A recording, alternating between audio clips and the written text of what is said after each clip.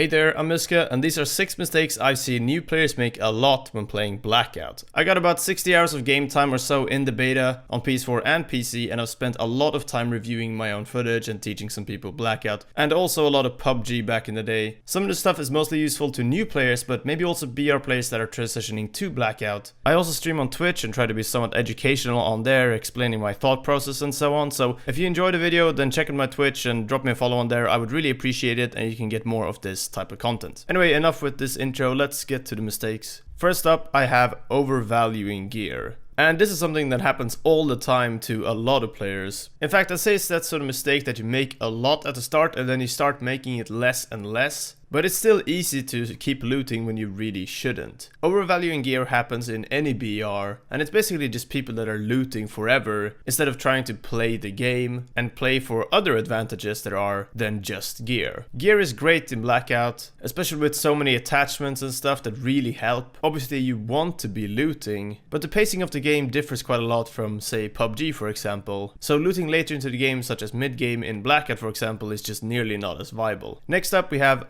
undervaluing positioning. And this is also something that happens all the time, and it's very much connected to the overvaluing gear part. Getting gear and other things is great, but positioning is pretty much everything in a lot of BR games. You have a game like PUBG where high ground and power positions matter quite a lot, and you have to play the circle quite a lot like that. Obviously gear matters a lot in PUBG as well, but then you have a game like Fortnite where positioning is pretty much everything, to the point where building mechanics and playing for positioning using building mechanics becomes the game to some degree. In Blackout, the balance between gear and positioning and such is actually pretty difficult, and equipment items are really the wild cards here, so you kind of want to look out for those things. The grapple gun, perks like dead silence and such can really change up the game here, and they're really the wild cards between this balance of gear and positioning. But yeah, these first 2 points kind of relate like that, which is why I wanted to start off with these. Mistake number 3 is a simple one, very quickly, not aiming down the sight with shotguns. ADS or aiming down sight means less spread on pellet on your shotgun, as you can see in the clip here, and some people don't seem to realize this, as hipfire is pretty common with shotguns in a lot of games. I think this mechanic was introduced in some earlier Black Ops game, not quite sure if it was in the absolute first one, but it's definitely been in COD in the past, just not in every COD. ADS is basically just free damage with a shotgun in Blackout, so make sure to just quickly ADS to get some extra damage in. Fourth mistake on my list is overusing vehicles. The map is really not that big in Blackout, and it's pretty easy to get around it, honestly. Vehicles are a lot of the time tempting, but make loads of noise in this game. Even more than some vehicles in other Battle Royale games, honestly. And the map being pretty small whilst still keeping a pretty high player count means that the density of players is higher too. So you're very likely to drive by players and give away your position when using vehicles, so try to just use them only when you really have to. Usually they are a bit of a noob trap in Battle Royale games, but even more so in Blackout. They're definitely okay to use if you really have to. Sometimes you just don't really have a choice. But yeah, in general, vehicles are definitely a noob trap. Mistake number 5, taking fights you are likely to lose. Now this might sound really weird, and this is kind of a boring tip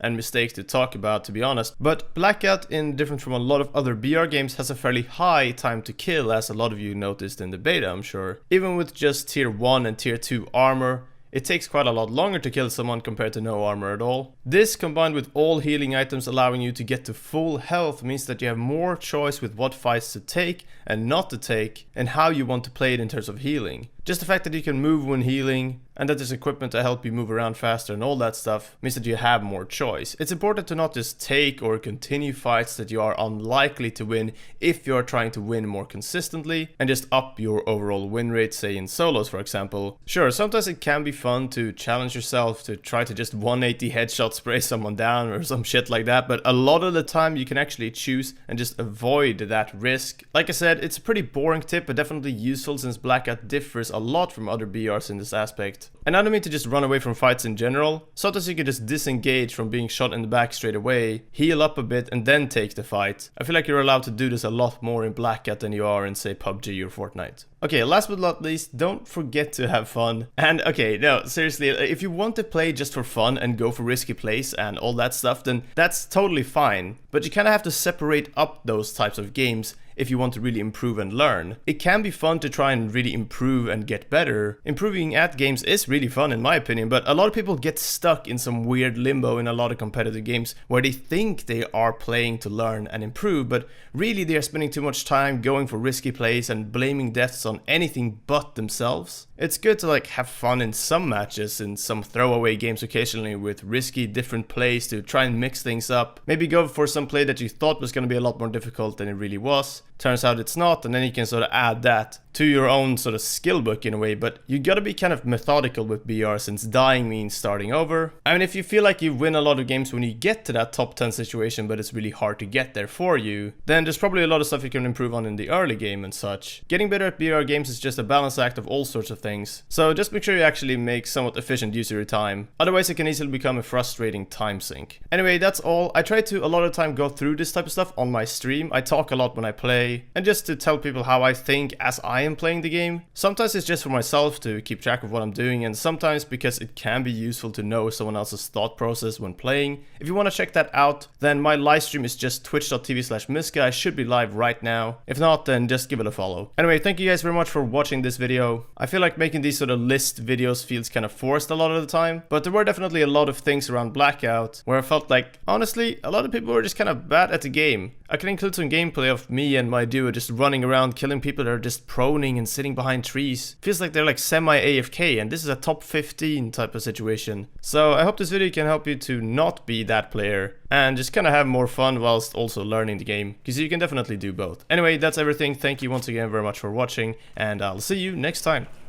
Kobe.